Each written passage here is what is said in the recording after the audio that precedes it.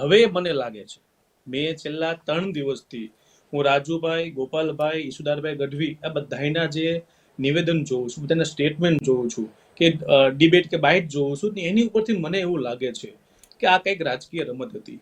જો આગલા દિવસે એપીએમસી બોટાદે તમને કહી દીધું કે હવે કરદો નહીં થાય, રહી વાત ભાડાની પ્રશ્ન, અમે વેપારી સાથે બેસી એનો રસ્તો કાઢી દઈશું, તો ત્યાં વાત પૂરી થઈ જતી હતી. લેખિત આપે કે ન આપે, કરદો નથી થવાની મહત્વનો, લેખિત આને મતલબ નતો, પણ તમે લેખિત પકડ્યું શું લેવા, તમારે આગળ વધવું છે આના મુદ્દા ઉપર. એટલે આ રાજકીય સ્ટન્ટ અમને દેખાય છે. આજ અમે જોયું, આપણે ઈશુદાનભાઈ ની વાત મેં જોઈ, ગોપાલભાઈ ની બી વાત જોઈ, રાજુભાઈ ની બી વાત જોઈ, ડિબેટ મેં જોઈ છે કે ભાઈ તમને ખબર હતી એટલે ગોપાલભાઈ નો આયા, તમને ખબર હતી તો તમે ફેસબુકમાં લાઈવ થઈને તમને ડિટેન થયા.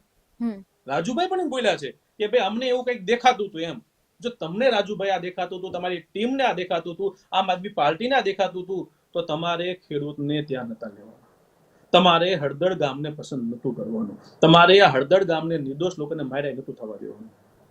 તો બેન એ વસ્તુ બહુ વિચારવા જેવી છે. ત્યારે એવું લાગતું હતું કે નહીં આ લોકો ખેડૂત માટે છે, પણ આજ એવું દેખાય છે કે નહીં એક રાજકીય રમત બની ગઈ છે.